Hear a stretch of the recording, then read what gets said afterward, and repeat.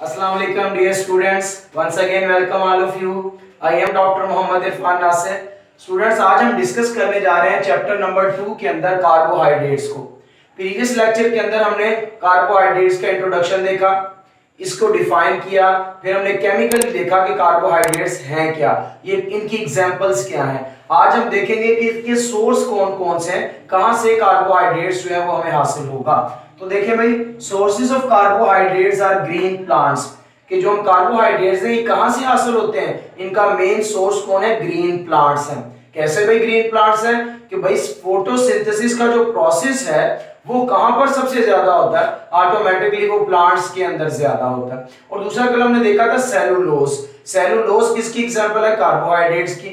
और वो सेलुलोज कहां पाई जाती है, वो प्लांट की सेल वॉल के अंदर पाई जाती है. तो इन दो वजूहात की बुनियाद पर हम कहते हैं sources of carbohydrates are green plants. फिर these are primary products of photosynthesis. ये फोटोसिंथेसिस का प्राइमरी प्रोडक्ट है. कैसे है भाई, ध्यान से देखें. जब carbon dioxide plus water, chlorophyll और लाइट की मौजूदगी में आपस में चीजें मिलती हैं तो हमारे पास क्या चीज हासिल होती है, ग्लूकोज प्लस हमारे पास ऑक्सीजन. तो कहते हैं ये प्राइमरी प्रोडक्ट है कौन, ग्लूकोज. किसका, फोटोसिंथेसिस का. और ग्लूकोज क्या है, बेसिकली इट इज कार्बोहाइड्रेट. ये हमारे पास कौन सी चीज है, ये कार्बोहाइड्रेट है. इसी वजह से हम कहते हैं कि these are the primary product of photosynthesis.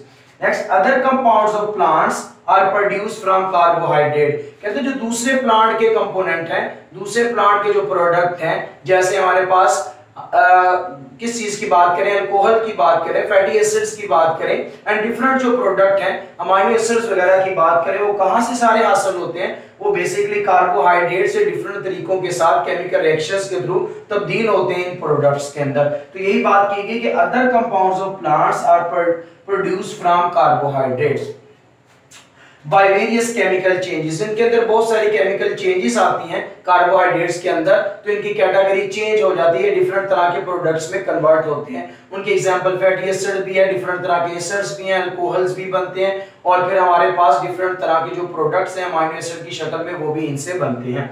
फिर आगे चलें, carbohydrate in cell combine with. कहते हैं जो कार्बोहाइड्रेट है ये सेल के अंदर किन चीजों के साथ मिलती है, ये प्रोटीन्स के साथ भी मिलती है और लिपिड के साथ भी मिलती है.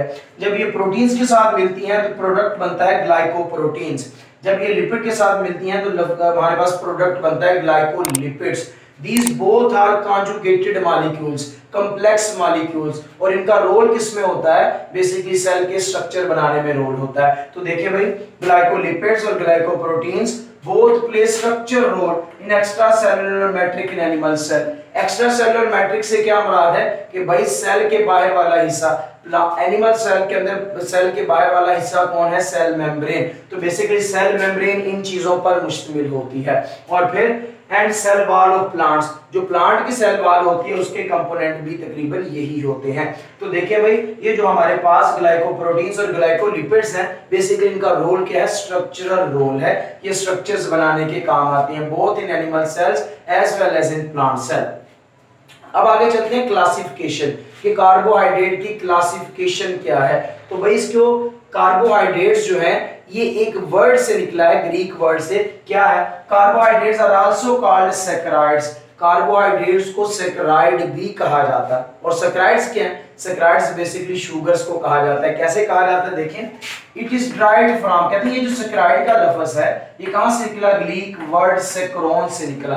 कहां से निकला, सैकरोन से, जिसका मतलब क्या है, इसका मतलब है शुगर. तो बेसिकली कार्बोहाइड्रेट्स हैं क्या, ये सारी की सारी शुगर्स हैं. फर्क इतना है कि कुछ ज्यादा मीठी होती हैं, मोर स्वीट इन टेस्ट, कुछ लेस स्वीट इन टेस्ट, और कुछ जो है वो टेस्ट लेस होती हैं. तो देखिए कितनी मेन क्लासेस इनकी, 3 मेन क्लासेस हैं. सबसे पहले मोनोसैकराइड्स, नंबर 2 ओलिगोसैकराइड्स, और फिर तीसरा देखें तो पॉलीसैकराइड्स. तो हमारे पास ये डिफरेंट क्लासेस हैं कार्बोहाइड्रेट्स की. जो मोनोसैकराइड्स हैं, अगर मैं बात करूं मोनोसैकराइड, मोनो का मतलब वन, सैकराइड का मतलब शुगर, एक शुगर, सिंपल एक शुगर को मोनोसैकराइड कह देते. ओलिगोसैकराइड, जब 2 या 2 से ज्यादा शुगर्स, 10 तक शुगर्स आपस में मिल जाएं तो हमारे पास कौन सी स्ट्रक्चर बनती है, ओलिगोसैकराइड. फिर पॉलीसेकेराइड क्या है? पॉली का मतलब मैनी, सेकेराइड का मतलब शुगर। जब 10 से ज्यादा शुगर्स आपस में मिल जाएं वे कॉम्प्लेक्स स्ट्रक्चर बनाती हैं जिन्हें हम नाम देते हैं पॉलीसेकेराइड्स का। तो भाई मोनोसेकेराइड एक सिंपल शुगर, जैसे हम बात करते हैं ग्लूकोज की, जैसे हम बात करते हैं फ्रुक्टोज की, ये सिंपल सी शुगर है, दीज आर कॉल्ड मोनोसेकेराइड। जब 2 से लेकर 10 शुगर्स तक यही शुगर्स जो आपस में मिलती हैं, जो रिजल्टेंट कंपाउंड बनेगा वो कौन बनेगा? ओलिगोसेकेराइड। फिर इसी तरह जब बहुत सारी मोनोसेकेराइड आपस में मिलती हैं 10 से ज्यादा, हजारों की तादाद में, फिर क्या बनता है हमारे पास? पॉलीसेकेराइड्स बनते हैं। तो स्टूडेंट ये था हमारे पास लिटिल बिट इंट्रोडक्शन मजीद कार्बोहाइड्रेट्स के बारे में, किनके सोर्सेज क्या हैं, इनका रोल क्या है, कार्बोहाइड्रेट का लफ्ज कहां से निकला, शुगर से ने क्यों कहा जाता है, और इनकी क्लासिफिकेशन क्या है। इस क्लासिफिकेशन की जो डिटेल है वो हम इंशाल्लाह नेक्स्ट लेक्चर के अंदर इसको मैनिपुलेट करेंगे।